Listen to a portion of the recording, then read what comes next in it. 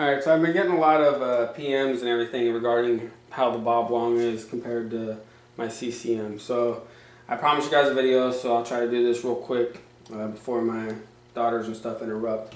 But just to point out the obvious, when you match them up from frame to frame, the bob long is longer,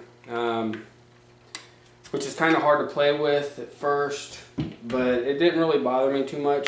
I normally play with this one, my Freak barrel, but on Saturday and Sunday I wanted to try to get a full review as possible with how this marker is shipped to us from Bob. Now with the S6, I know it's not a half block like a lot of you guys are running the T2s and the 6.5s. The bob long is naturally lighter. Partly probably because the reg and everything are here, and the S6 is just, it's a full block. So when you take them like this, you can see where the feed neck is. That's a big factor. It's up more forward on the bob long, and the bob long is also thinner because you don't have the two tubes on the top like you do on our autocockers or full blocks. So with that, if you're using something like a rotor or VMAX, it's nicer with this being placed more forward because this doesn't go as far back on the frame.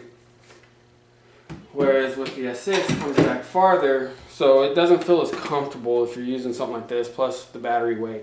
I don't know why people use these. This right here is what I use all the time, my sport shot. It never fails me. But for those of you that do use the rotor and the VMAX and all that, with the placement on the bob long, it's a little bit nicer with that feed neck being put up. The other main concern that I had when I picked this one up was not being able to have a reg to hold on. I've always loved holding on to the reg or coming up, so it's just a bad habit that I've had, but it wasn't bad. I didn't miss it at all. In fact, I really didn't realize I wasn't playing, with my S6 that had the reg on there. So it worked out well for me.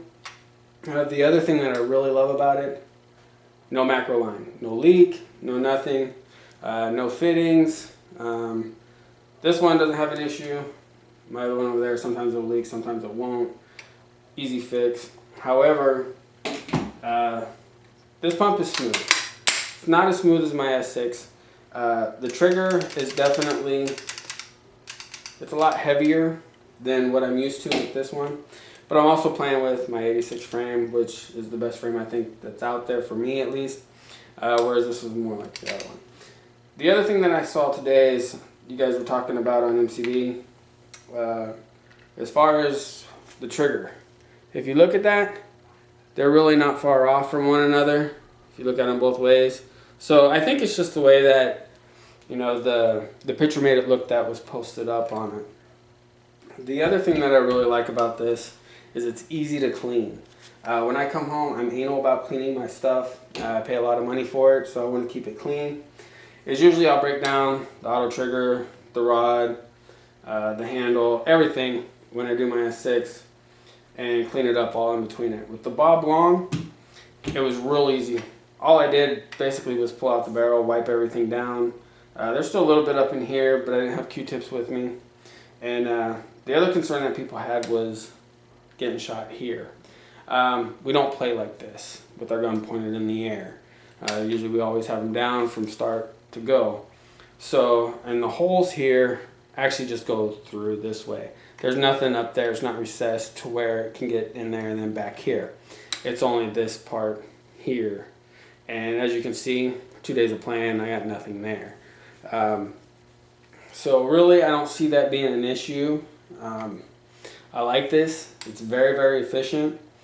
It's easy to use. If you want to go chrono, it's super quick. Just go here to adjust your pressure. Doesn't take a lot of turns to adjust it either, which I found out. So that worked out very well. Versus, everybody knows you got to come back here, change it and all that. Where of course with a half block such as the 6.5 or the T2, you don't have that issue either. It's just like with the full blocks. The other thing that I had was efficiency is great. I played on, this is my 6845. I played on Sunday with this. It only got filled to 3 at our local park. And I only played a half a day, maybe a a couple hoppers and a couple pods, and it's barely off of the 3000. So it's really good. Saturday I played with my buddy's 45 tank for over half a day. I think he used about 1.5. So very, very efficient, which Bob Long's always been known for. I wouldn't expect anything different. The nice thing about this one too, of course, is the feed neck. It's all lever lock. And I don't know if you guys noticed, but when Bob put them out, this is how he actually did it with the color scheme. When he released them, most of you guys are getting all the black with your actual grip frame being the color. So who knows, maybe one of one right now. I got lucky from ordering it through my local shop instead of course online or anything. So I was able to get it the way I wanted.